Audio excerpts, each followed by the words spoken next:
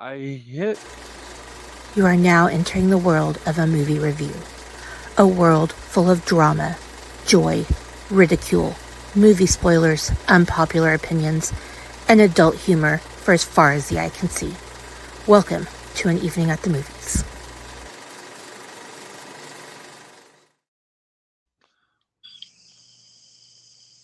Hi, how are you?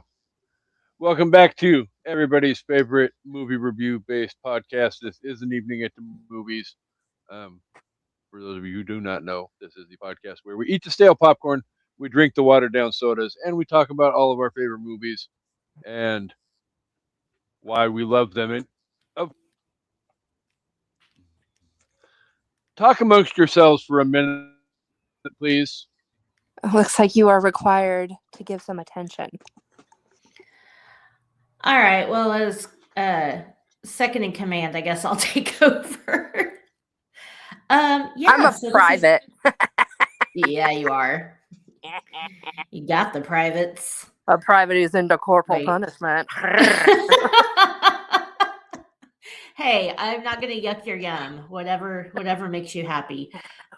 This is an evening at the movies, your favorite movie-based podcast. I am your host, Amanda, and yeah, we're here and we're a little late to the game, but that's because we have a special guest that we're super excited about. So, without further ado, welcome back, Shana Banana.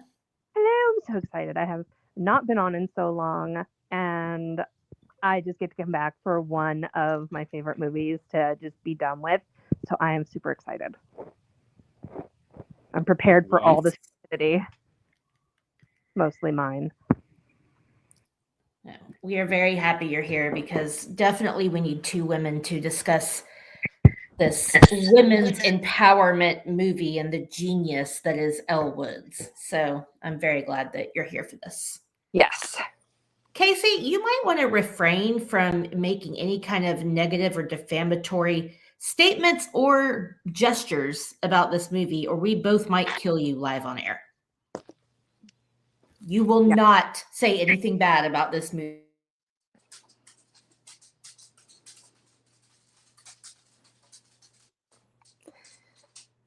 Did he mute us? He muted me. I will leave this room right now and start my own live without you on it. What's up? You're both pretty. What's up? Whatever. You're both pretty. Come at me, bruh. It's like I have to choose between mom and dad and the divorce. I mean, we know who's cooler, but who do I want to live with? I want to live in a van by the river. I don't know. That guy was pretty mad about his van down by the river. I don't know if you want that. I could pull it off. He yelled about it every single time he told someone. In a van by the river. Exactly. We are literally 3.5 minutes into the show, and here we go again. With what? Look at the bottom of your screen. Ramon.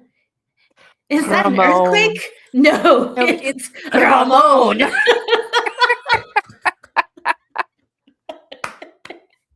Sorry, Ramon. We no we're live recording now, so you can chat with us here or you can listen to our lovely voices. And if you haven't seen that movie, it's Romeo and Michelle's high school reunion. It's Ramon. All to rent a car. All to borrow a car. Fun. Yes. Is that an earthquake? No, it's Ramon. I am the ocean and you are Columbus. Discover me, Ramon. Just discover me. Sorry. Also, if you want to hear our review and opinions on Romeo and Michelle's high school reunion, you can check out our playlist because I was on for that one too. Yes, you were, and that was a great episode. And I lost control of that episode as well. So that would imply that you had it to begin with. Exactly. No. When you're just along for the ride. You're the color commentator. I mean, you're the Vanna to I can end the stream as we speak right now. If you want to just walk away and all that, I can end the stream too. So, it is what it is. Just when I thought the marriage was saved. Just when I thought there was hope.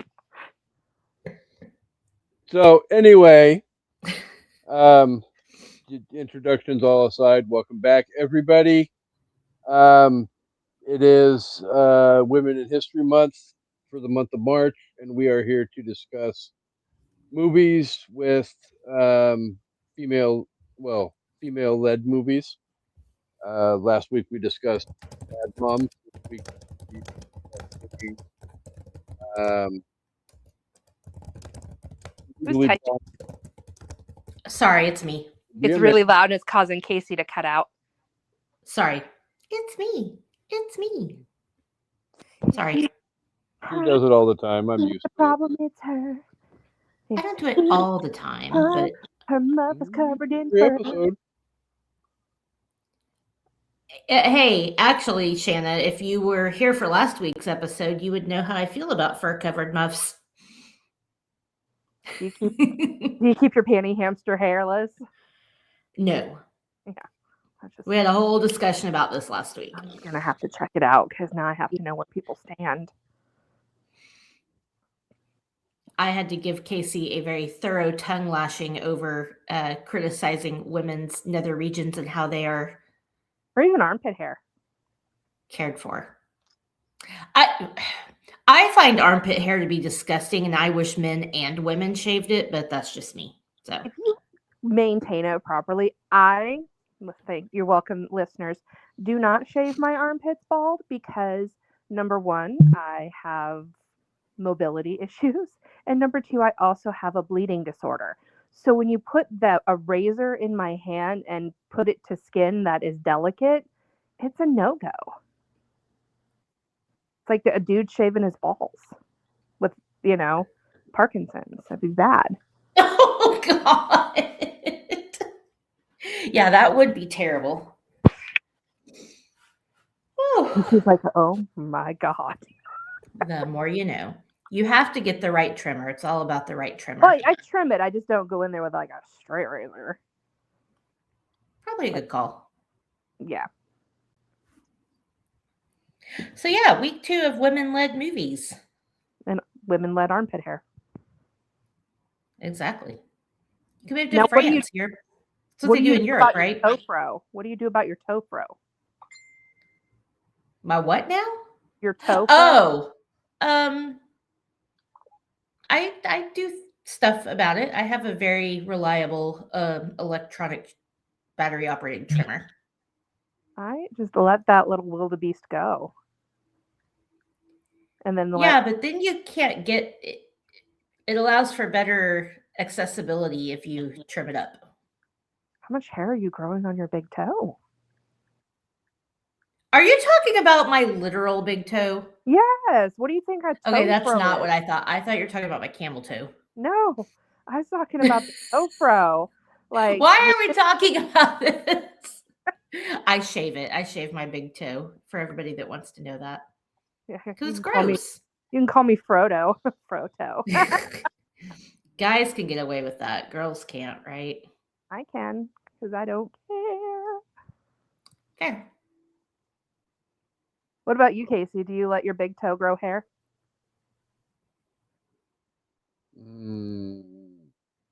I do no extra shaving that I absolutely don't have to do.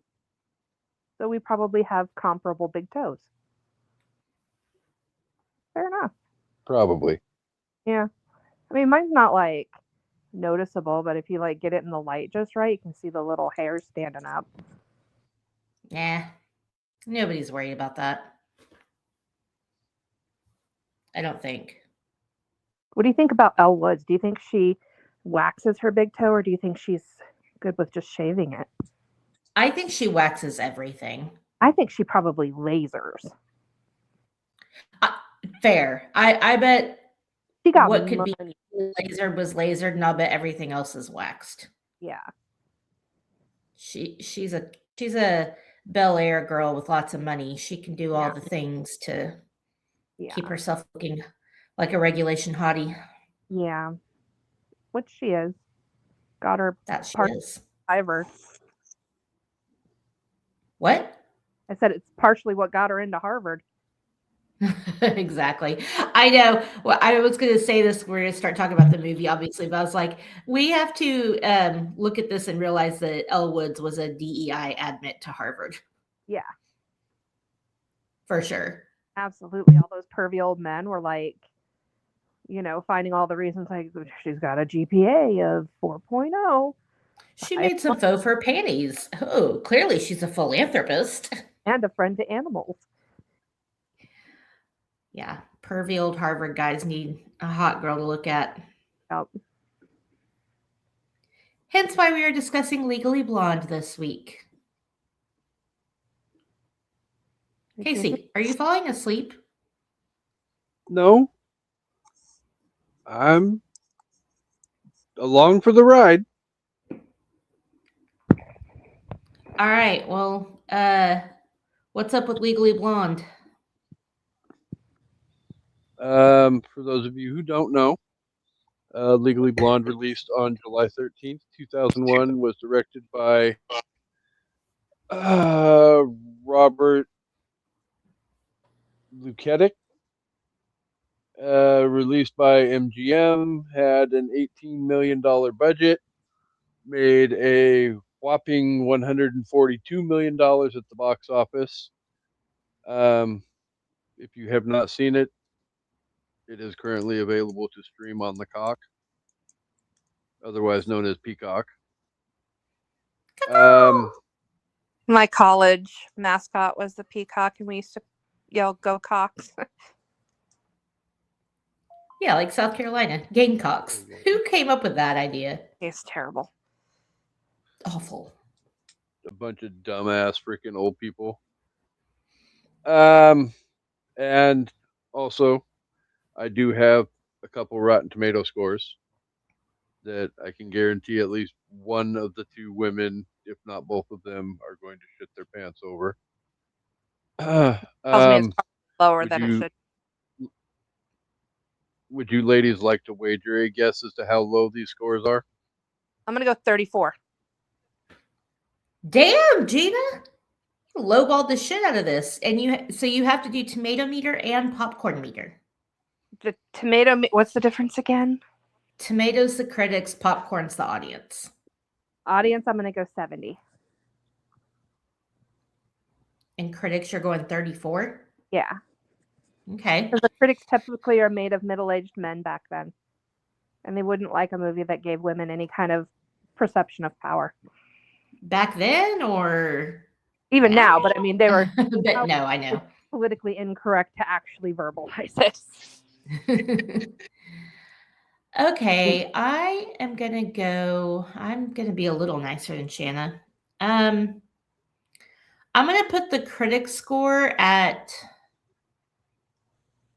I'm gonna do the tomato meter at 69. Of course. And I'm gonna do the popcorn meter at 79. So 3 out of your 4 guesses were fairly close, but My 34 was probably way off. I hope so. Okay, good. yes, it was way off by pretty close to fucking half.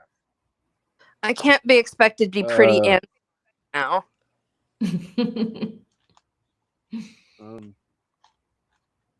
We have a high standard on an evening at the movies. Thank you very much. We need you to up your game. Would you prefer I be pretty or smart right now? You got to pick one. Pretty, always pick pretty. That's what I was gonna say, but Okay. And I smell fantastic. Armpits full of hair and all. She smells amazing. Yep. Because I groom that shit All right. precisely. So what are the scores? So on 250,000 plus audience reviews, the popcorn meter gave it a 72%. Oh, that's bullshit. Fucking misogyny. Fuck the Uh, patriarchy. Uh-oh. We lost Shana. Piss She Shanna off. said, fuck this shit, ain't my shit. I mean, literally, I said what the audience score was, and she fucking bounced the fuck out the door. Yeah, she's not here for it. She'll be back.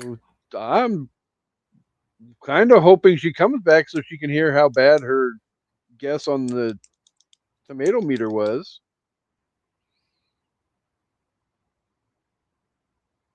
Yeah, it's at least got to be in the 60s.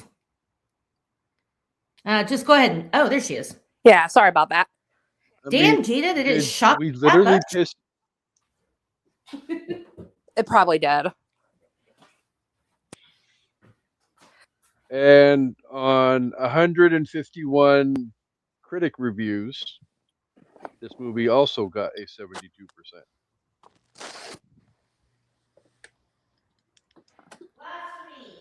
Which I really don't get Blasphemy. because this movie is not that bad, and it may not necessarily be everybody's cup of tea, but it's not a fucking horrible movie. This movie is fantastic. It's a classic. So, fuck the patriarchy. That's what's going on with that. Sorry, you guys, I had to have a bite of my bread. That's fine.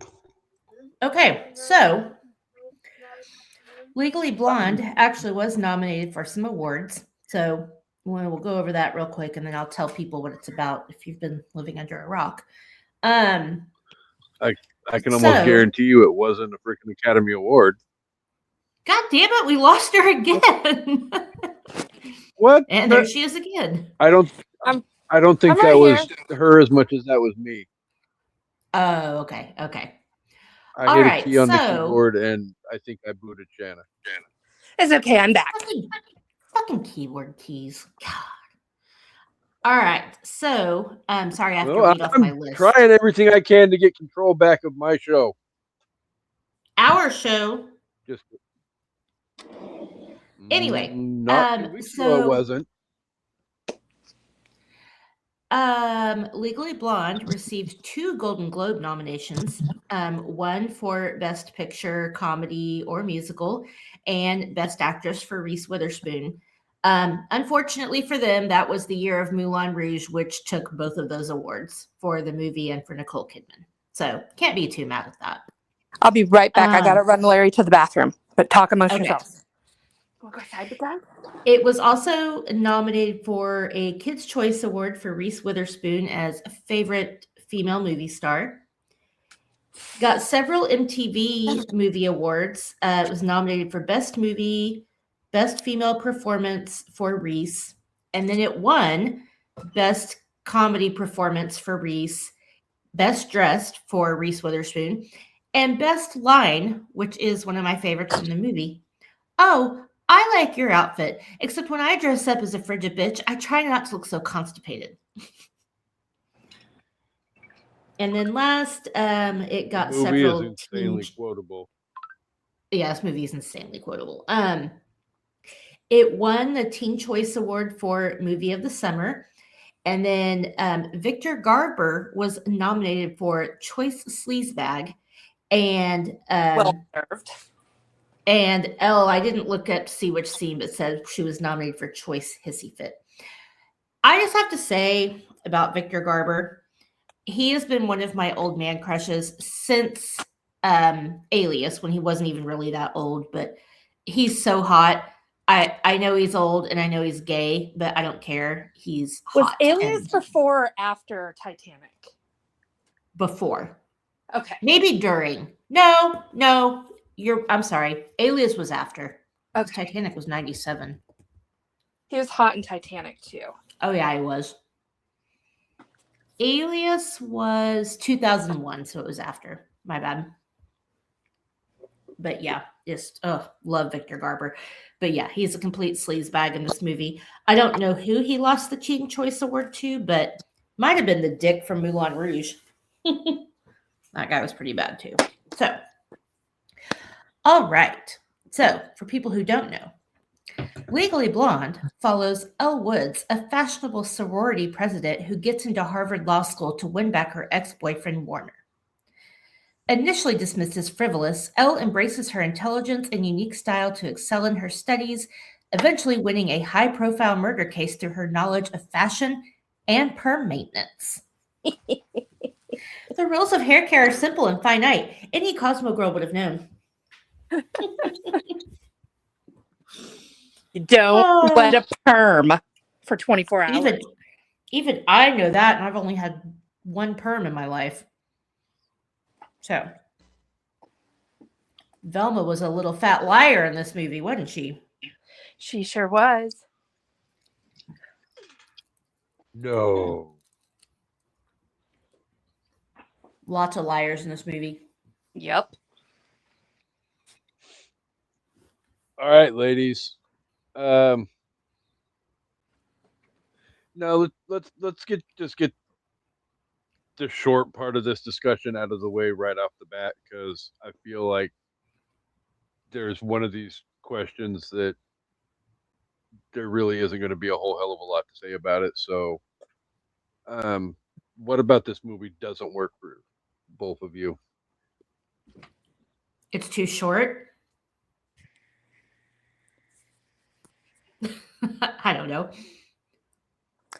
One thing, and I'm probably like way overthinking this, but a lot of women kind of use this as like a don't underestimate me kind of thing, as like a battle cry for don't underestimate me. But at the same time, it kind of bothered me that people were getting angry for perceiving her the way she put herself out into the world.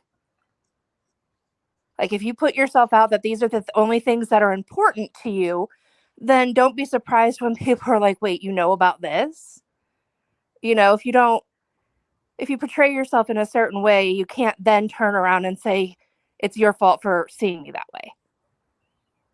Well, but I think that, yeah, her in the beginning, she's obviously spoiled and frivolous and, Right.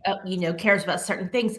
But it rapidly that doesn't mean, though, that she's not tenacious, that she's not smart, that she's not determined. Exactly. She is just exhibiting those qualities about things that other people think are frivolous because she doesn't know any better. Right. So I get that she's kind of like, she's presenting herself as this ditzy person, but she's presenting herself as who she is. It just so happens that she's a, spoiled Bel Air girl who everybody loves. Right. But just what I'm saying, I guess what I'm getting at is don't be offended when people act surprised that there's more to you when you haven't shown more. Right. No, I get what you're saying. I just think that, it's easy to underestimate when someone is showing tenacity, but it's not in a way you think they should. Right. Like her being sorority president and trying to do all that. Like, it's, yes, being in a sorority seems silly and all this other stuff, but being the president of your sorority is a pretty big fucking deal. So just because other people think it's stupid doesn't mean that, Right. But yeah, I see what you're saying too. Anybody with half a brain would think it's stupid. Anyway, I think the only thing, and I try not to think about it because this movie is so much fun and it's the end of the movie and it's all this stuff, but obviously the courtroom scene where, Elle clicks about the perm and then completely changes her demeanor because she knows she's got that girl right where she wants her. Like, that whole scene is epic and I don't want to take anything away from it. But I do think we jumped really fast from Elle not being that smart about the law to, oh, now that she caught this girl in a lie about hair care, she's going to be that good in every trial moving forward. Right. Like, she would not have the same success charge or, on a regular murder case that didn't have those elements to it. Right. And it's not to say that she can't get there. And obviously she does if you've seen the sequel. But like, to go from, oh, she can't do anything, I don't know. That was a bit of a, we're supposed to assume, that she's this, and they kind of tell us she's got this offer from this great law firm and blah, blah, blah, blah, blah. So obviously she keeps going on that track, but it was just a little unbelievable. Well, it's also very, very unbelievable that this high-profile lawyer is so overbooked that he would allow first-year law students to assist him with this high-profile case. I mean, Oh yeah, definitely not. Like what he had Vivian doing is what all of them would be doing. Go get me a coffee. Go get my lunch. Go make 10,000 copies of this piece of paper. Go read this 1,000 pages and bring me back the Cliff Notes. Like they would not be interviewing witnesses. They would Right. not be, any of those things. Yeah, for sure. All right, Kasey, I feel like if anybody's going to have something, it's probably going to be you. So what doesn't work for you about this movie? Honestly, the only thing I have is the fact that, and it's along the same lines with the ending portion being the trial scene and all that, but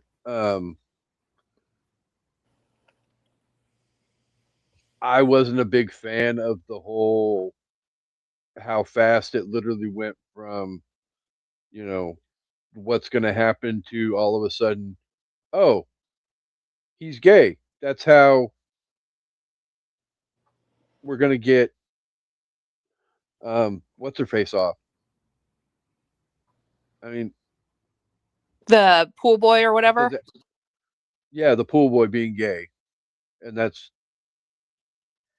how they end up getting, Ali Larder off of. That's definitely the start of the turnaround for the, and then that's where she's like, okay, we've got a liar. So then that kind of is the preemptive to her getting this big break about the perm. Like that was her, her bringing that to them is what opened their eyes to the potential that Elle had, like had she, I don't know. Don't have stomped your last season Prada shoes at me, honey. One of the best lines ever. These aren't last season.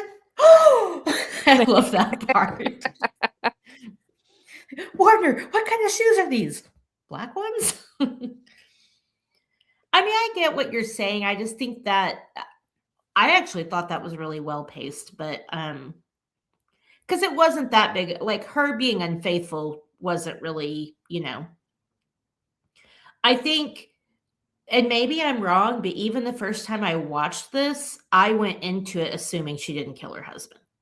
Like, especially because Elle's like fighting for her and the lawyer doesn't believe her. So I guess I never had a doubt that she was innocent. And so maybe that's why that felt fine to me, because it was like, well, yeah, her being unfaithful isn't really the moral of the story. And she didn't kill him anyway, so who cares? But I guess if you don't make that assumption, I could see where you're coming from. Like I would ever date or sleep with a man that wears a thong. I'd just like to watch him clean the filter.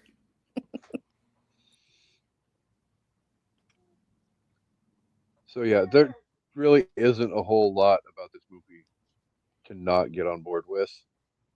I feel like if somebody else was here, who shall remain nameless, who wants us to rank not bad people from 1 to 4. But I digress. Okay.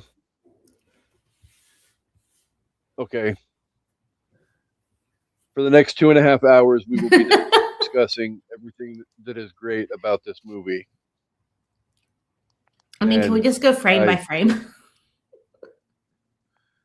I will sit back here and drift off into the shadows while the girls take control of the show. So the floor is yours, ladies.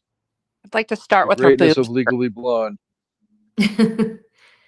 Oh, we're just going straight to the boobs? Okay. I can get on board with that one. I will say that, yes. Yeah. Now I will drift off into the shadows. The floor is yours. He's like, I've got things to think about. Like Reese's boobs. Yeah. You're breaking up with me because I'm too honestly, blonde? Everything about Reese is My first discussion point that I have though is the fact that Reese is a national treasure. She is. Obviously. She can do drama. She can do. She can be funny as fuck. She can do ditzy, spoiled, blah blah blah blah blah comedy like Legally Blonde. She can do grieving mother like nobody's business. Yes, Yeah, the devil's knot, right? Is Mm, that what you're talking and about? yeah. then at the same time, in real life, she's an incredibly smart woman who is insanely fucking hot. Not taking anything Very. away from everything else, but if you're a red-blooded straight American male, well, even international male, and don't Or think female. Reese Witherspoon is Or hot, female, I wouldn't kick her then out of bed. you're stupid. She's not completely Well, unfortunate. Exactly. She's very so classically I mean, beautiful. yeah, But she has that and ability, I. like the It's sex not just the appeal. blonde thing though either. When she went dark hair for freaking Walk the Line, Or I was Overnight on Delivery. board for that as well. Overnight Gorgeous. Delivery Yeah, is one of my favorite movies with her in it and Paul Rudd. I have actually never seen that. Oh my gosh, it is fantastic. wait, So fun. Amanda has not seen a movie with Paul Rudd in it. Or and Reese Witherspoon. I'm very unhappy with myself right now. I'm gonna have to go watch this immediately.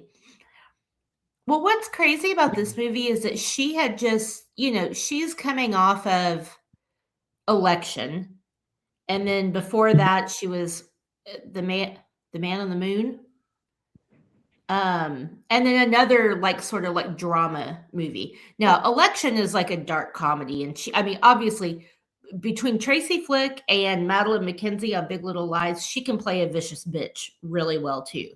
What about So the freeway? Freeway, that's what I was trying to think of. So you had Freeway, you had Man on the Moon, and then Election, which, I think Election really kind of like solidified her as this up and coming star, but Legally Blonde was like her breakout role. Like Cruel it's one Intentions of the things up she's there too. most famous for. What? Cruel Intentions too. Yeah, I guess that's fair. Yeah, I forgot about Cruel Intentions. Which she's good into, but I think I was glad to see her do something different than like I mean again, it was just something different. She hadn't Mm. had like a main character like girl everybody loves, everybody wants to be her, like all of this stuff. Like she hadn't had that before and she nailed it. I love this movie so much. I do too. I hadn't seen it in a very long time, and it was so much fun just to watch again. I mean, I think one of the things we have to talk about is how quotable this movie is. Like Yeah. this movie has really stood the test of time as far as like being quotable. Like I don't think there's a person on earth that doesn't know what you're talking about when you say exercise gives you endorphins. Endorphins make you happy. Happy people don't just shoot their husbands. They just don't. Yeah. Or like, oh, well then show them a picture of his dick. That might clear a few things up. That's one of my favorite parts. When they're talking about the old man, like, why would you marry Yeah. 34 years older than her? He's like, he's 35 years older than you. That doesn't look good to a jury. Well, then show him a picture of his dick. And I will say, I say this in my everyday life, but when Elle finds out that Warner's engaged, and she's like, I'm sorry, I just hallucinated. What? Like, I say that in my everyday life. Like, it's so funny. I like to yell And like she does when she got the final slot in the law team. me. Oh, me. Oh, Warner, remember those 4 amazing hours we spent in that hot tub after winter formal? This is so much better than that. Then she saw Blair Vivian looks at her and she's like, 4 hours? 4 hours.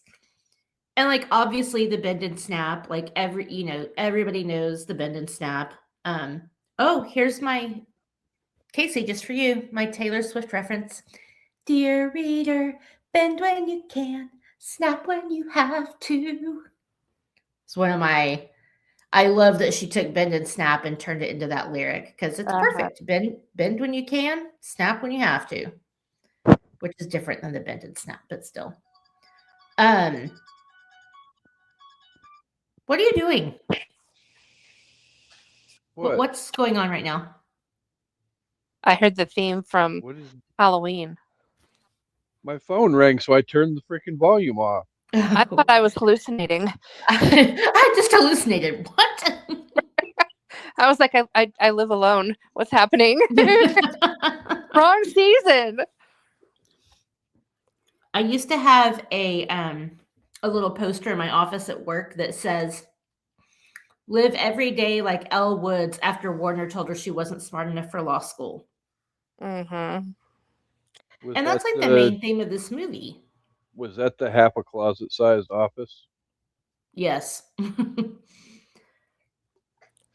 But yeah, when she's like, "I'll show you how valuable Elle Woods can be," and then goes on to show them how valuable she is. Like, fuck all of you guys.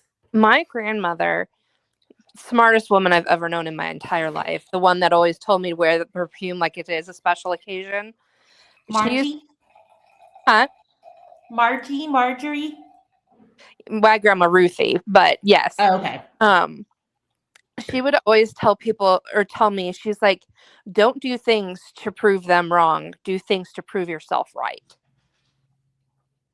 Well, there you go. That's a good Yep. way to think about it. Mm-hmm.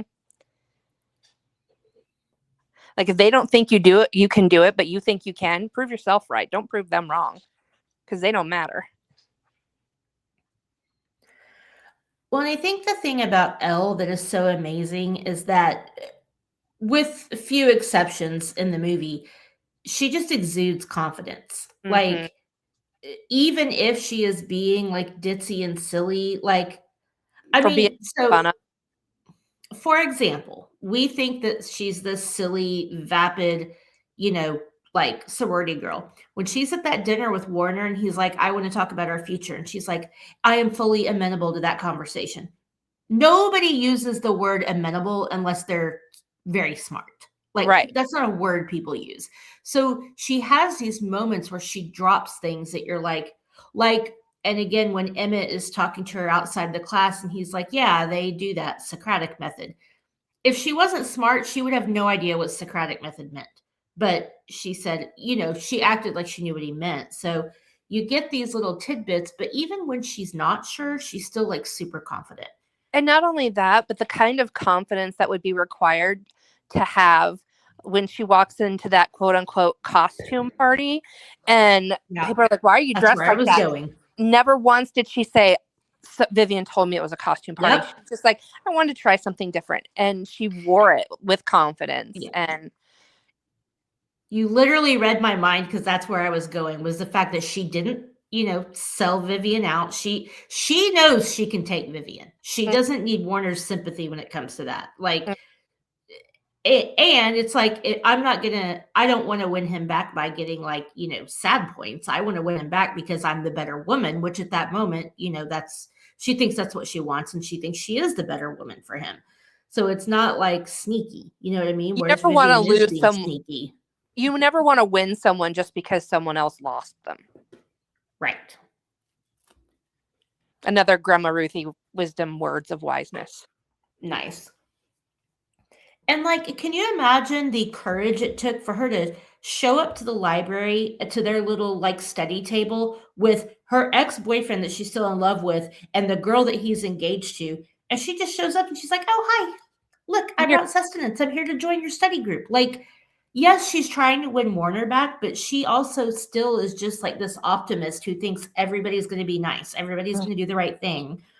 And she's also a little spoiled and thinks everybody loves her. But, like, that takes some fucking balls. But it's easy to have that when you look like that and are raised like that. Fair. That's fair. Having pretty privilege is definitely a thing. But you also get the sense that her parents don't take her seriously. They don't think she's smart either. Oh, for sure. They don't They've raised her oh, to be a vapid narcissist, and surprisingly, she's not. they raised her to be She a trophy is, wife. yeah, she's spoiled. Don't get me wrong, but she's not. She doesn't think she's just going to get by on her looks. You know what Right. I mean? Like she knows that she can do more than that, and that's what I, you know, when her dad's like, law school is for people who are serious and boring and ugly, and you are none of those things. Like, I think she knows she has something more to give to the world. Mm-hmm. And it sucks that she had to figure it out that way, but it worked out for the best for her. Yeah. Kasey, do you have thoughts on anything we just said? That was a lot to process. It typically is when it comes to. Fair. I mean, I'm a guy. My thoughts are pretty simple. Did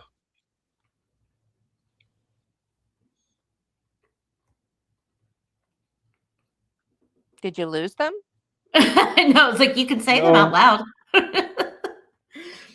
We'll let you. I mean,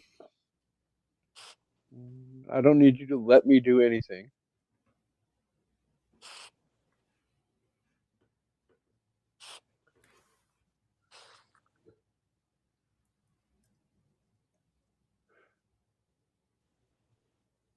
They're all As up there. They just don't want to find their way out.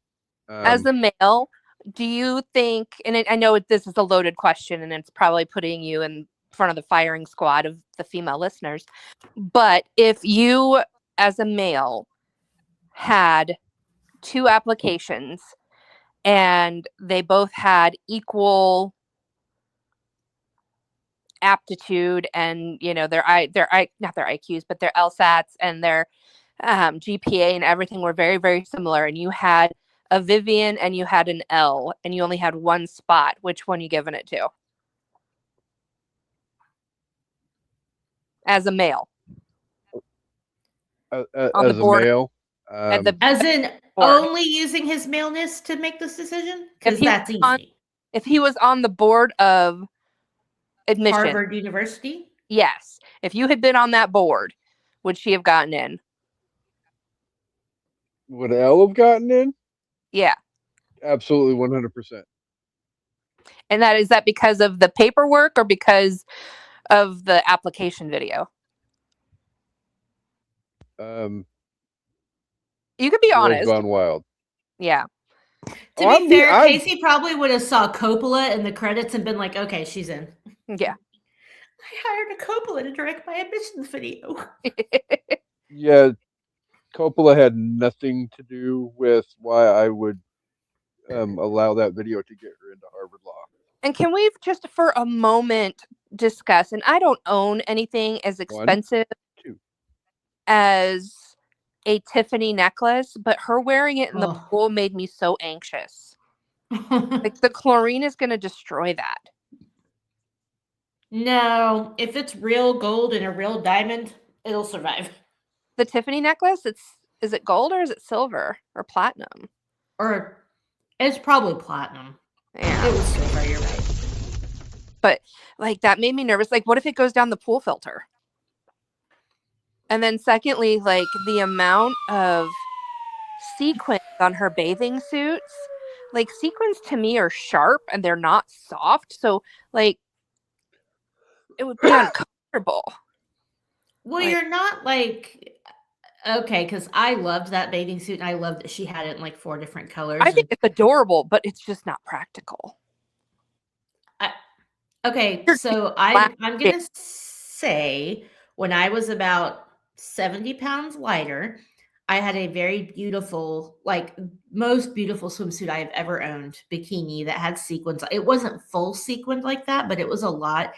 And if you're a smaller person, unless you're like holding your arms across your chest or like it's not really going to bother you. Because you're not going to be rubbing up against it. Does that make sense? Yeah. I guess I've always been on the heavier side, so everything always just kind of chafes. So right. I'm just like, And like if you're trying to cross your legs and you're heavy, yeah, that's gonna chafe your inner thighs. But if you're little like she is, like that's true. And your it's not boobs, gonna bother you. she had clear cleavage in it, so they aren't like. But yeah, But I get what you're saying because that bikini I had wasn't even full sequined, and I couldn't wear it now. It'd be scratching me all over the place. So it'd be scratching the side of my arms from the boobs, like. But that's just not a problem somebody her size has. So. Right. That makes perfect sense. And also, it's obviously fashion design for a movie. But yeah, I loved that she had it all those different colors, like just the purple, the turquoise, all Lisa Frank colors. Yes. I think that's another thing which maybe we won't talk too long about because Kasey will fall asleep. But the fashion in this movie is so on point. Like it's so fun. When Elle shows up and she's got that beret on and that off the shoulder shirt with like the bright pink pants, like I mean, all of her outfits are amazing. Like everything she wears is just amazing. But that was like she just looks so chic and so like excited and she shows up and they're like, oh, look at Malibu Barbie. And she's not even phased because she knows she looks fucking amazing. I thought she looked absolutely adorable in that purple beanie. Yes, she did. with the purple Muppet coat. Mm-hmm. She walked so Taylor Swift could run at the Eras Tour. Yep. So cute. Yeah. And of course the dress at the end. I mean, it's that iconic pink dress. See? Lizzie? Dizzy Lizzie? Whoever. Lizzie? I'm going to say Lizzie. Lizzie loves Legally Blonde because Lizzie has good taste. That's a tongue twister. Lizzie loves Legally Blonde. Dizzy Lizzie was a bear. Oh, wait, no. Dizzy Lizzie was a lizard. Stop me. Couldn't survive in a blizzard.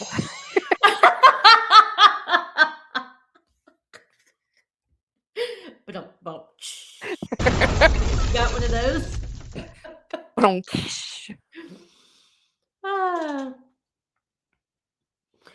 Okay, so Kasey, do you have anything to add before I move on to my next point?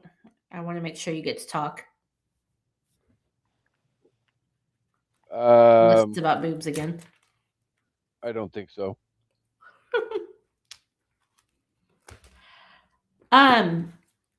So I guess the next thing I was going to talk about that I feel like is really great about this movie is that you think it's following the typical rom-com scheme. Mm-hmm. And then it doesn't. It just flips it on its head and is like, go fuck yourself, Warner. Like, and I love that she uses his own line against him. Like, it starts out as like, oh, she's trying to win her boyfriend back. But then she's realizing, more and more that she's too good for him. And she knows it. And he's like, if I'm going to be a senator by the time I'm 30, I need to marry a Jackie, not a Marilyn. And then she's like, if I'm going to be what I was going to say is I love how they teased at the possibility of there being chemistry between her and Luke Wilson, but the objective of the movie was not for them to end up together. Exactly. That was just an afterthought, like just a little tidbit of it. It was her realizing that she was just fine on her own, and then she didn't need a relationship to make her better. She needed herself. So like, I loved that it wasn't like with the typical rom-com, it was, oh, they fall in love with the new person, they realize that the person that they love isn't for them and they fall in love with this new person. But that isn't, like you said, it flipped it on its head where it turned that aspect of it into a minor point of the story. Right. It was like a epilogue kind of thing. And like Ellen Warren. She's growing and she's realizing, just like what we said, the frivolous things she cared about in college, as she's getting older, she's in law school, she's learning more about like the seriousness of life. She's realizing that Warner is really a bad person. They're talking about the whole alibi thing. And he's like, who cares about Brooke? Think about yourself. And she's just like, well, I gave her my word. Like, she's putting, like, we already know. I mean, as soon as the guy walks in with his fucking sunglasses on in the dark, we know this guy's a douchebag. Mm. He dumps her and goes and marries this other girl, or gets engaged to this other girl. Like, we know as the audience that he's a douchebag. But watching Elle figure it out and watching her figure out that she's, like, when she finds out he got waitlisted, she's realizing I'm smarter than him. I'm a better person than him. Like, he's not good enough for me. And I love that journey for her in this movie. And, you know, they almost get you and she's like, oh, Warner, I've been waiting so long to hear you say that. But if I'm going to be a partner in a law firm by the time I'm 30, I need a boyfriend who's not such a complete bozo. And I love the That's relationship part. that her and Vivian ended up having too. Because she helped Yes. Vivian realize that she was better than Warren too. Warner. Yeah, him too. But yes. And yeah, and it's interesting too that Vivian starts to see it too. When he makes that comment, you know, you see Elle's face, but they pan back to Vivian too, and she's like, wait, what? Like, yeah, she's a brat. She's an East Coast little bitchy bitch, but at the end of the day, she's not really a terrible person. She's a girl's to the core, you know, once she realizes it. Right. She's been raised to believe she has to do a certain thing, just like Warner was. The problem was Warner was raised to be a douchebag, and that's how he ended up. But I would almost give him a pass, you know, 5 generations of senators. Like, yes, he has things he has to live up to, but he could be the change, and he just doesn't care to be. So he's a douchebag.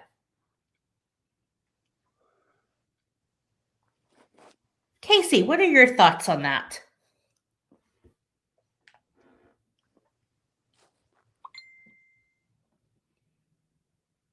Yeah, that thought I don't have anything. Honestly. Other than the fact that Warner's a straight up douche. Totally. Take your sunglasses off, dude. It's fucking dark outside. Ugh, I hate that. I hate it so much.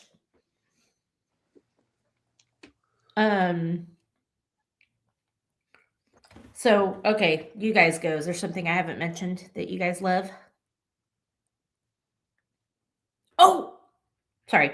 Paulette. We got to talk about Paulette. Getting the dog back. Taking the dog, dumbass. Otherwise known as Stifler's mom. Okay. Is that what you're going to say, Kasey? That's what I was saying. Oh. You took my thought, so. It was me. I did that. Sorry, I'm not a mind reader. Oh, Stifler's mom. Jennifer Coolidge is also a national treasure. Let's just put that out there. Like, I love that because her career kind of lulled for a little bit, and then just like out of nowhere, she's like everything again. Oh my God, she was so good when she guest starred on Friends. Yes.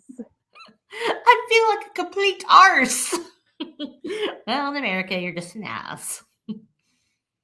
But yeah, she's so amazing. I love her. Her and the UPS guy, like, she had some really good one-liners too. Like, just, you know, he followed his pecker to greener pastures. Yeah. Makes me want a hot dog real bad. Well, that's the next one, but yes. Yeah. What, Larry Quinn?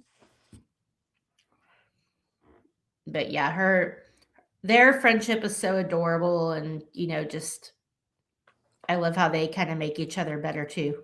Mm-hmm. That was a good surprise in the movie.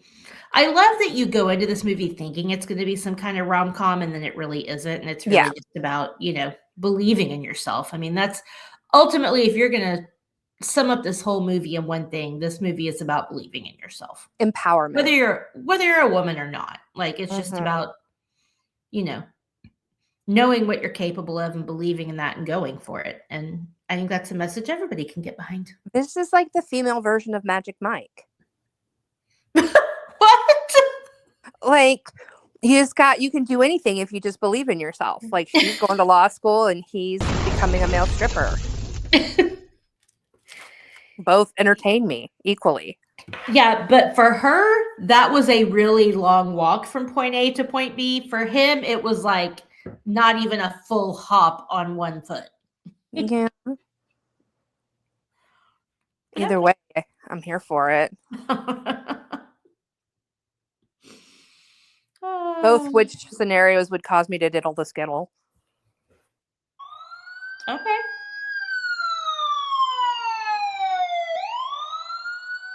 Did somebody call a ambulance? My ankle itches. I know, completely off topic. Hey. Way off topic, but I just thought I would share in case it sounds like I'm breathing heavy. It's because I'm scratching. Gotcha.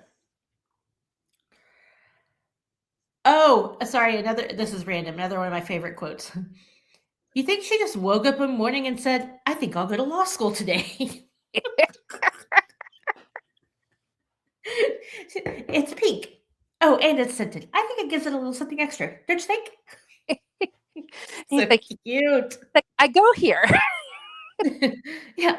You go where? Here. I totally forgot you go here. I go here. She's talking about it like they're in middle school. Like, we go to the same high school. You got into Harvard? Like, it's hard? Or Yale or whatever. Yeah. Well, and I feel like people know, but I feel like it bears repeating. Like, the LSATs are fucking hard. Yeah. Like, you got the LSATs, the MCAT, and then I think the CPA exam is the one that's rated the hardest. But all three of those are like, do you know the percentage of people that don't pass those the first time? So even if she just got 4 points above the minimum, she still fucking passed it on her first try, which is more than a lot of people do. So I feel And like the thing is, you got to Warner watch was her. never about to give her credit. You got to watch her work at it too. It's not like she just, oh, I went and took the LSATs and I passed. Look at me. You got, like the 145 at first, and you saw her studying with people and giving up the things that she loved in order to do this. Granted, it was so she could get in to win Warren back, but at the same time, it ended up changing her future. Right. And the point is that she can do it. Like, and she's willing like, to put in hard work. I don't need a backup. I'm going to Harvard. Yep. Girls, I'm going to Harvard. Like, for her, it is already a foregone conclusion. And again, that's one of the things about Elle that is so, like, you never see her question if she can do this. Nope. Because she already just does it. And you can tell she was raised that, it's not the old, the whole you can do anything you want. It's like, if you want something, you have to work for it. That she was, willing to put in that kind of work for it. She, that Which doesn't is surprising. Yeah. Given the way her parents acted for the 30 seconds we saw them, like, it's very surprising that she has that work ethic. But I think if we saw like a young Elle Woods, my guess would be that this is just gonna be my guess. I'm gonna go a little deep. I'm gonna guess that her mom and dad probably aren't very happy. They're very frivolous.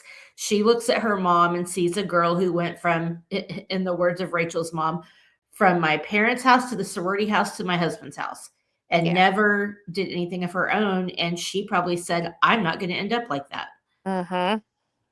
Again, I'm reading a lot into it, but I don't think you have the tenacity that she has with those parents unless something clicked with you that's like, okay, I love my mom and dad, but I'm not going to be like them. Yep. I want more. Yeah. I'm not going to rely on a man to make me happy. Larry is sitting beside me, demolishing Buzz Lightyear. That sounds dirty. Does Buzz need a cigarette? Probably. All right, Kasey. What are your thoughts? Yes. What are the things that you have to say that we haven't talked about? Because you said you have thoughts, so I'm guessing that we haven't touched on some of your thoughts. You guys pretty much covered everything, though. I mean, I didn't have a crap load of thoughts, but just about everything that I had written down, you guys have gone over pretty in depthly. Do you have any So quotes? Oh, go ahead. Go, I was Jen. just going to ask, like, for Amanda and I, this is typically a movie that we're like, oh, this movie's on. I'm going to watch it. Is this that kind of movie for you? Because, sometimes the male perspective doesn't enjoy the movie the same way that we do because we're like, oh, it's quotable for girls, but, you know, it's probably not a movie that you quote often. So if you were to run across it on TV, is it one that you would turn on, or is it just one that you enjoy and watched for the recording, or like where is it at on your rewatchability scale?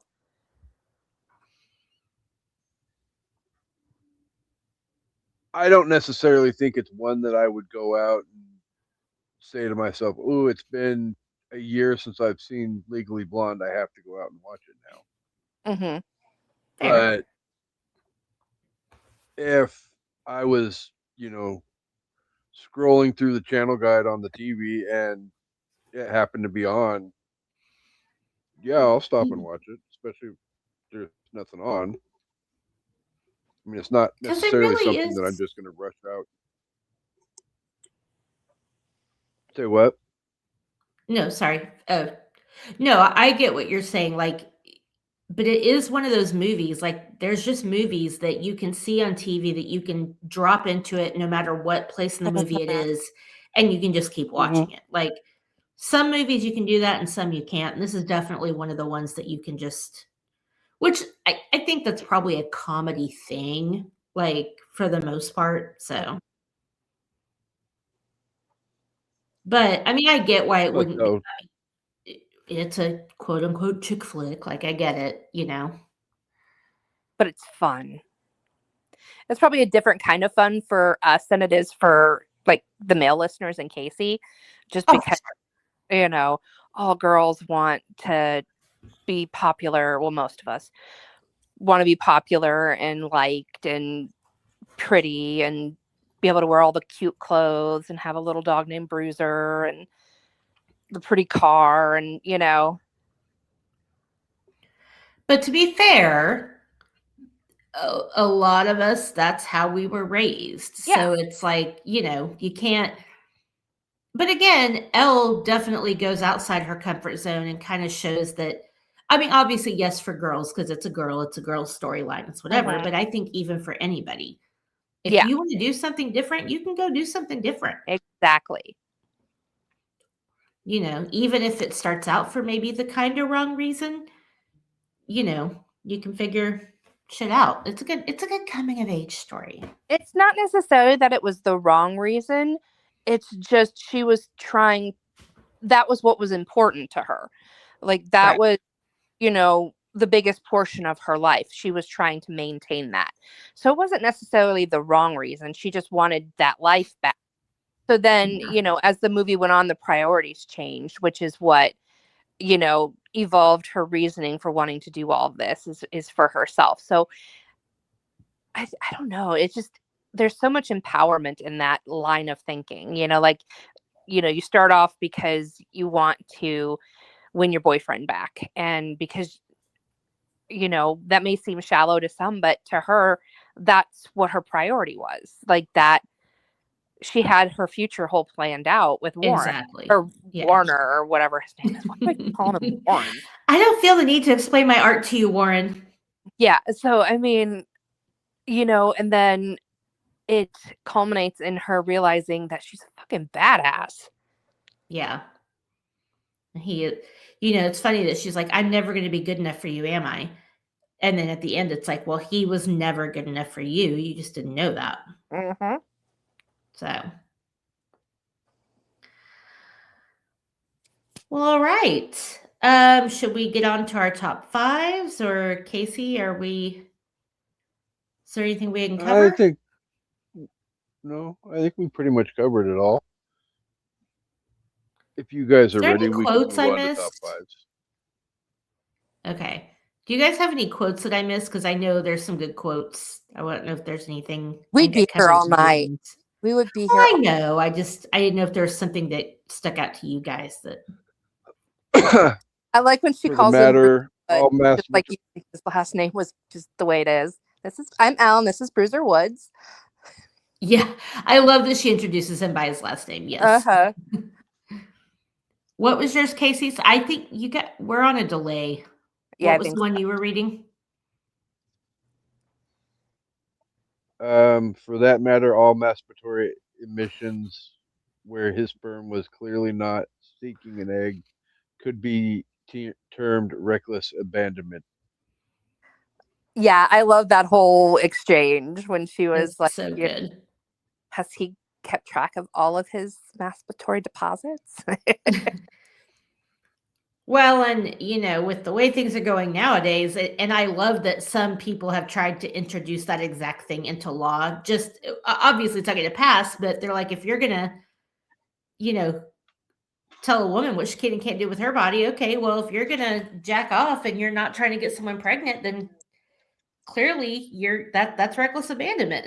Yeah, Mm-hmm. that was so funny. I think you just won your case. Oh, yeah, that was a good one. Yeah. I love how she's so respectful. Although Mr. Huntington makes an excellent point. Not to mention her outfit in that scene, the purple sweater with the hot pink like under collared shirt. Oh, gorgeous. I love how you see her wardrobe evolve, but even when she's conforming more to the lawyer wardrobe, she's still making it her own. Mm-hmm. Like, even when she's wearing that black and white dress to come out of the office, she's making sure that this is a designer dress. Like, look at the ruffles at the bottom. Look at this ruffle up here. Like, she's going to look lawyerly and less flashy, but she's still going to be fashionable, and I love that. Mm-hmm. So, yes, Casey, that was a good one. Don't you look like a walking felony? So gross. So gross. But it's also funny. All right. Shan, do you have a top 5 list to share with our awesome unpopped kernels? It's just a list of 5 things that I like, or anything, right? Anything that can remotely relate to the movie. Okay.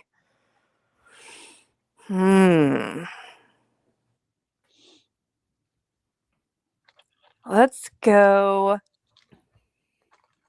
top 5. I didn't give this any thought. Hey, I gave you like 3 hours warning. Appropriate boardroom lawyer meeting snacks. Ooh, okay. So I'm gonna say, let's go inappropriate because it's a lot easier. Ooh, I could go with so many. Like things you should not eat while you're in a meeting, like with other attorneys. Like if you're having lunch catered, things you should not eat. First, I'm going to go with spaghetti. The smell of Italian food would lull me right into a nap, so I'm okay with that.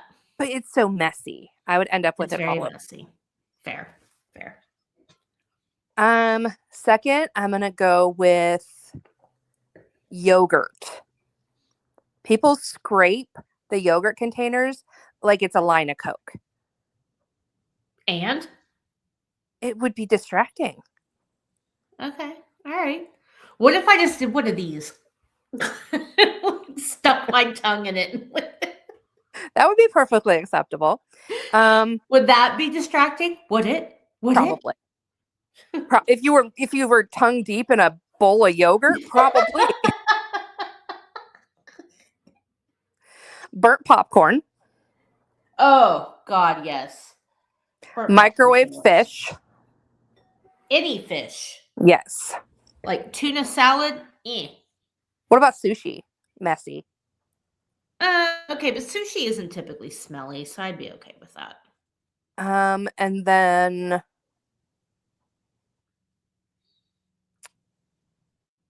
steamed cauliflower because it smells like a fart.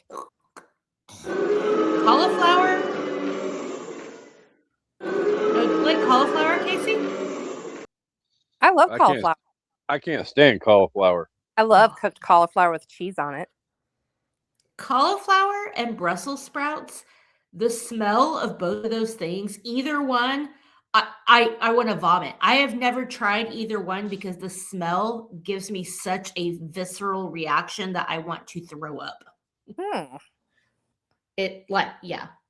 I went to the movies with one of my friends once, and she got fried cauliflower, and I thought I was going to vomit like the entire movie. I was like, I need you to get this away from me. Yeah, I was like that with ramen when I was pregnant with Jody. The smell of ramen. Ooh. I could see that. It's terrible. But yeah. That's blasphemy. Yeah, Brussels sprouts and cauliflower, like ugh, the smell. So yeah, I'm with you. Okay.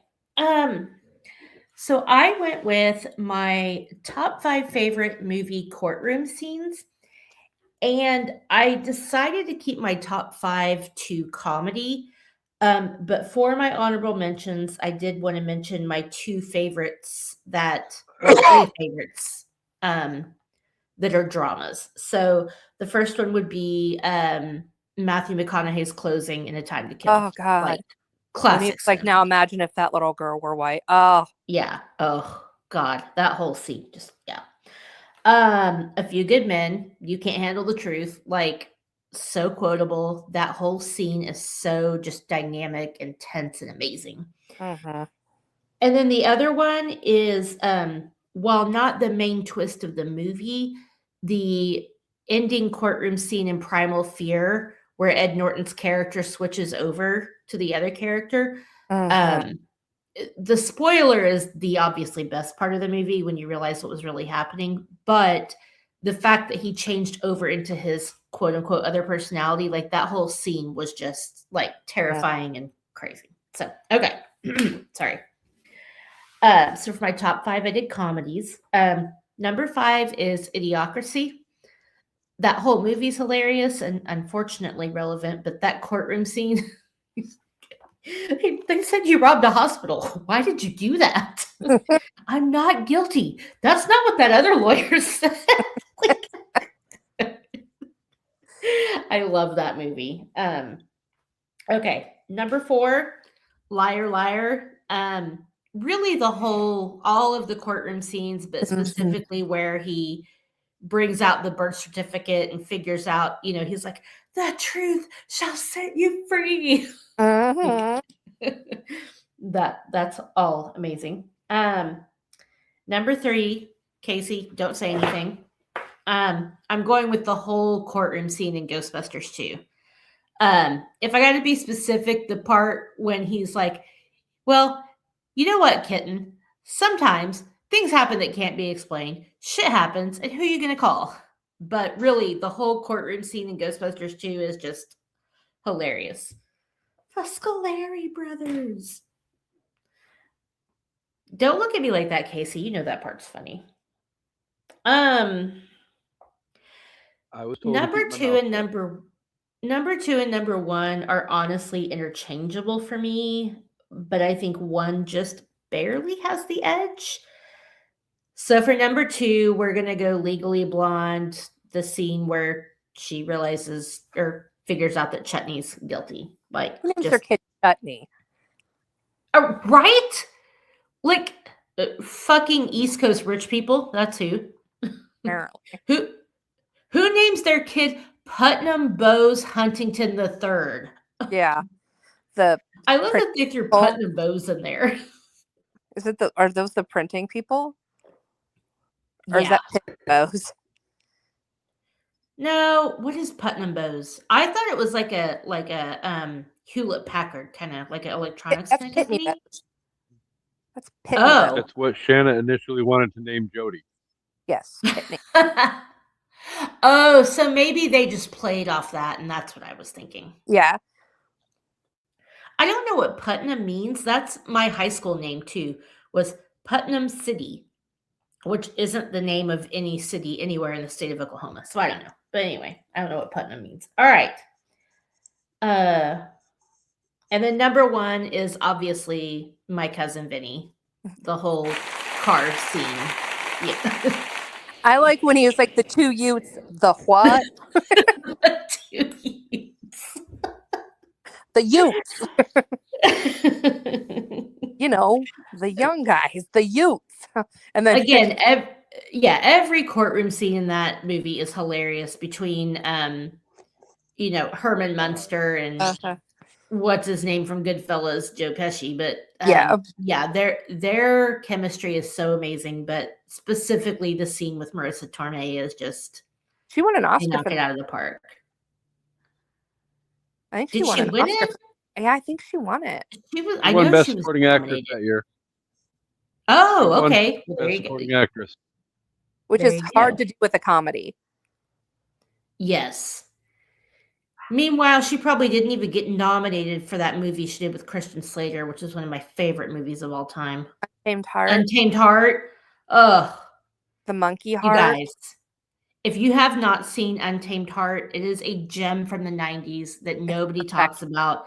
Ugh. Rosie Perez. Okay, sorry.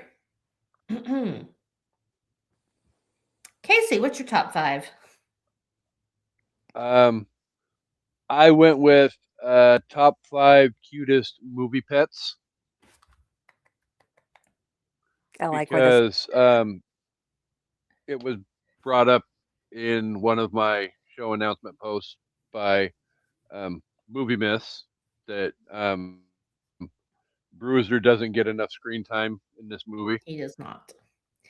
Can I, So before you start, say something really quick?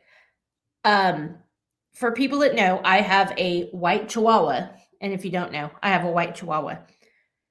I campaigned for like 3 straight days for his name to be Bruiser Woods. Not just Bruiser, but Bruiser Woods. We would call him Bruiser Woods every time. Bruiser Woods Kohlhofer the third. I got overruled, but he did still get a regal name. Both of my pets have very regal names. His name is Jack Cornelius Kohlhofer. I've got a Larry Quinn Mersal. Okay. After the Impractical Jokers. Oh, okay. And Pearls is Pearl Cordelia. But yeah, I helped name her. You did. I campaigned so hard for Bruiser Woods and did not win. I was very sad. Also, Bruiser Woods better make your list or I'm going to hurt you. Continue. Okay. I feel like my number 5 is going to be my personal end all be all. If you know me, you should know what my number 5 will be. So we're going to go in reverse order and we're going to start at the top and go one down. Number 1 from The Wizard of Oz, everybody's favorite Toto. Such a cutie. Number 2, the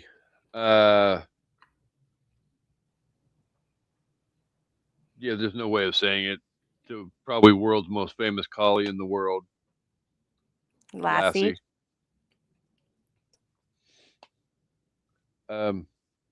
Number 3, Bruiser Wood. I'm Elle Woods, and this is Bruiser Woods.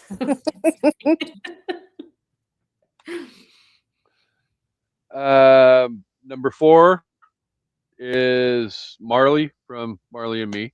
Oh. We've got one more slot, and I'm hoping the one I'm thinking makes it. Me too. The next 3 names I read off are probably not going to be the ones that you're hoping for. Number 5 from my number 3 favorite movie of all time, The Green Mile, Mr. Jingles. Oh, I forgot about that. That's a good one.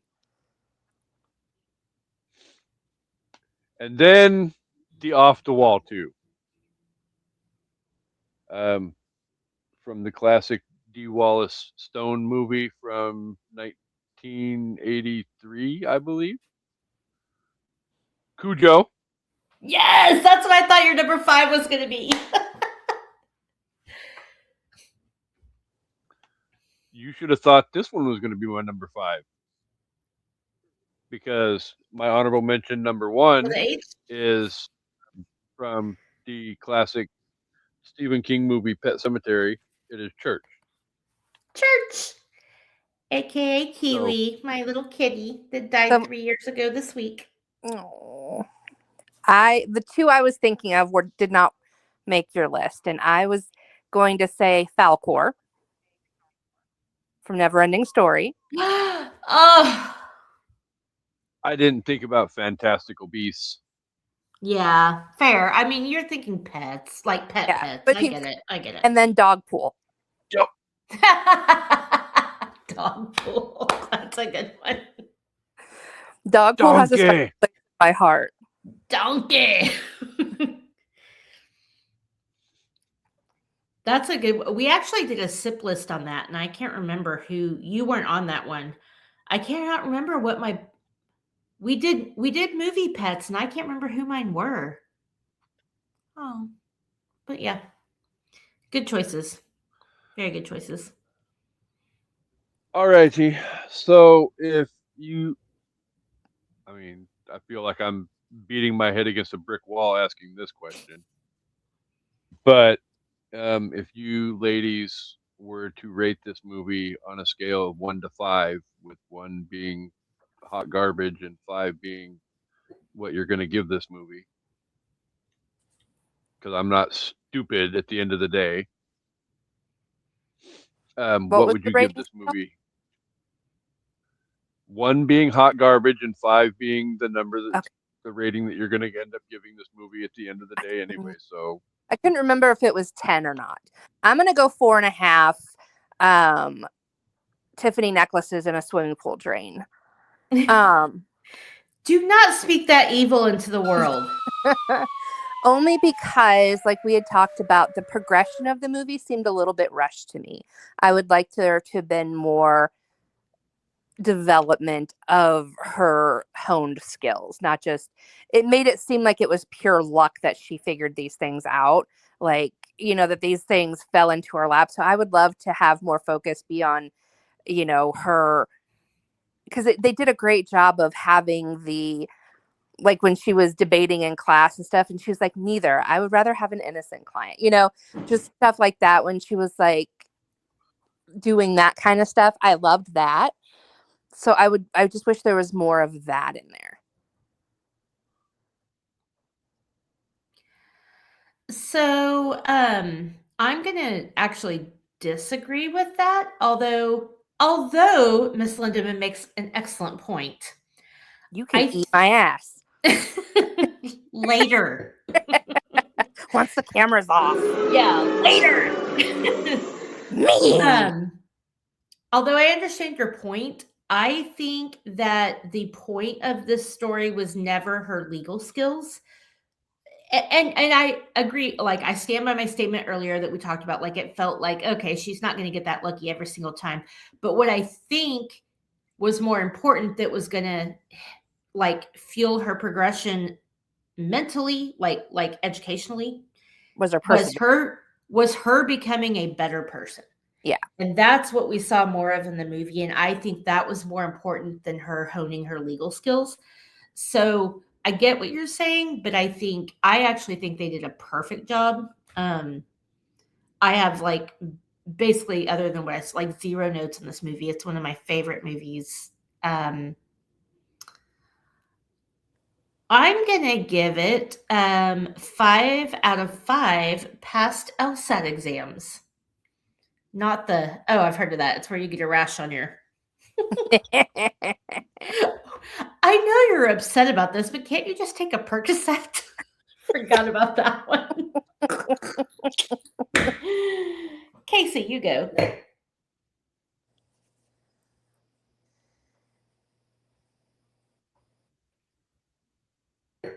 You're muted, buddy. Wah, wah, wah, wah, wah, wah, wah, wah, wah, wah, wah, wah, wah,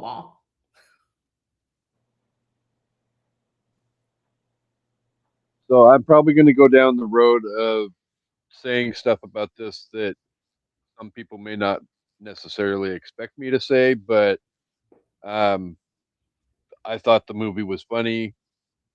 Yeah, it can be considered pretty inspiring as well. I think it was well done from top to bottom, even if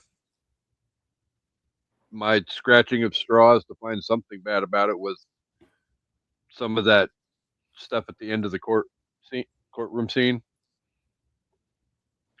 I mean, other than that, it's definitely not something I'm going to run out.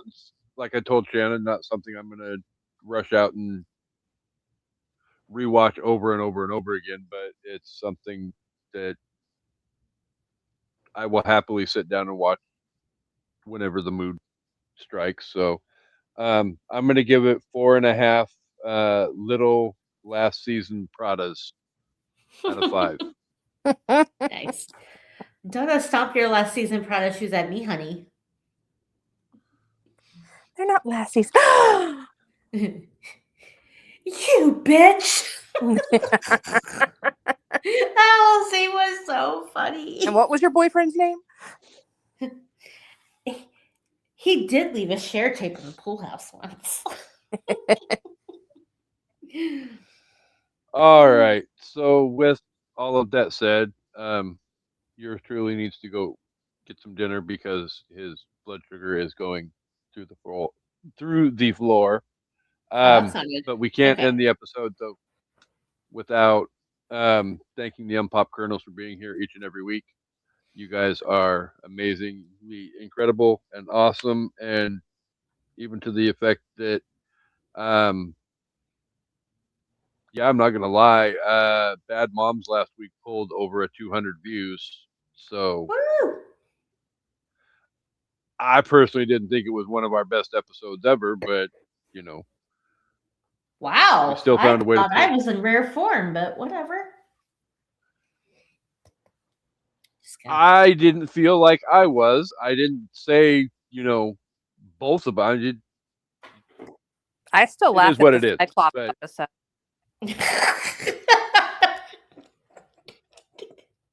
Don't keep going. Whenever I need a giggle, I'm trying to figure out how to turn that into a ringtone.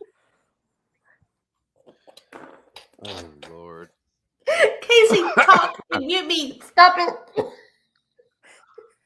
I will not mute you. Every once in a while, there's podcast gold that.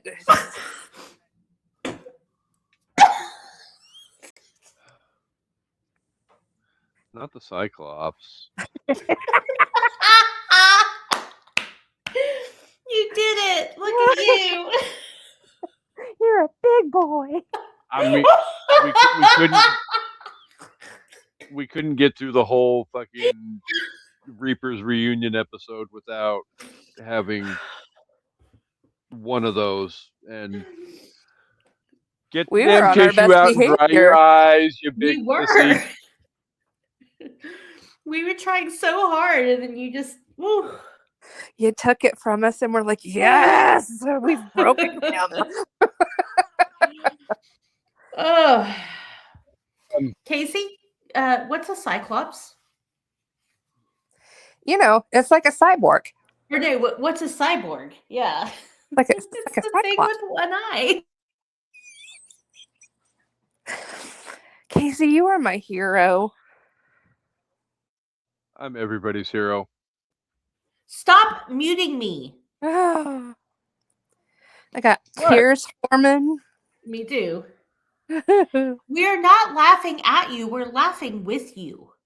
We are laughing because the fact that was caught and you were such a good sport about it, like at that, like it takes a rare person that can laugh at their own like unintentional jokes. Like I'm that's just rare. tired.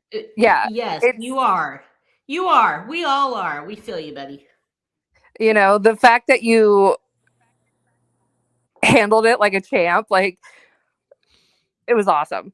Like just the whole reaction. You're like, as soon as it came out of your mouth, you're like, shit. And what's funny is I was literally thinking, no, that's a cyclops. And then Chris said it, and then I spit my drink everywhere. Ah, I still don't know what a cyborg is. It's like a cyborg is like half man, half machine, like RoboCop. Okay. Love you, Kasey. Mean it. Yeah. Can I finish now so I can go eat since I'm down to 92? Absolutely. 92 is good. Not trying to But yes. shame. I just need to go eat because I don't want it going any fucking lower than it absolutely has to. Because somebody, not naming any names, that one yells at me when I record podcasts and let my glucose go low. Well, we're not supposed to do that. I know. That's why I'm saying I need to wrap up and finish so I can go eat. Well, Um, but again, as much as we thank Young Pop Kernels for being here, definitely have to thank Shana for coming back. We've missed you. Thank you for It's having long me. overdue, and you are welcome to come back anytime you want. Um, I'll just be back here in the shadows while you guys have your joyous wonderment. Um, but coming up next week on An Evening at the Movies, we will be back next Thursday to continue Women in History Month and female led movies, and we'll be talking Hidden Figures. And I've then not seen that one the yet. last, Watch that. oh, it's so good. Okay. and then we will wrap up the month of March with a movie that I have not seen yet that will be available to stream within the next 7 to 8 days. That will be Wicked Part 2. I also have not seen it. So, And then only because I made the promise last week and I said I would deliver it this week. I do know what we are talking about in April, and the 4 movies we will be discussing for Cop Month is Let's Be Cops, Super Troopers. Everybody will be kung fu fighting this week when we discuss Lethal Weapon 4 because they were kung fu fighting in that movie. And then the classic 1980s Richard Dreyfuss, Emilio Estevez classic, pure genius. And Amanda's bird will be twitching like a motherfucker for probably an hour talking about Aiden Quinn. oh, yes. Amanda, you love your Aiden Quinn. Don't deny it. God, I love him so much. But we will talk Stakeout.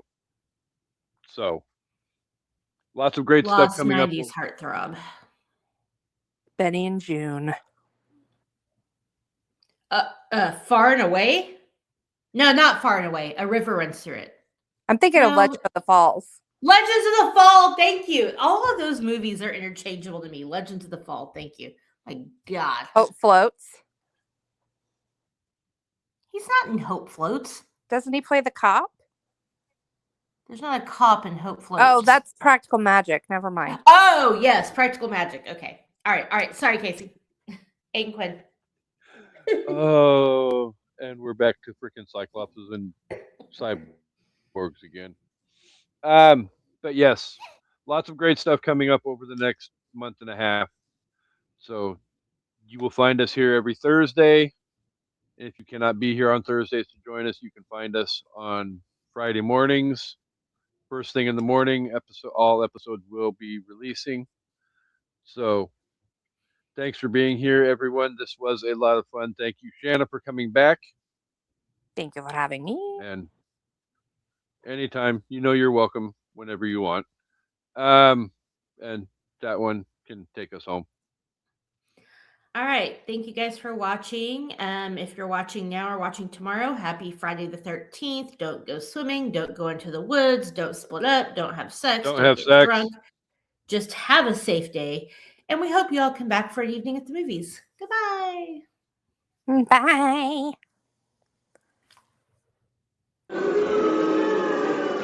All right, I gotta pee. Love you guys. Okay, love you. Bye. Bye. Michael Oh, Bolton. alive. Don't be a frigid bitch.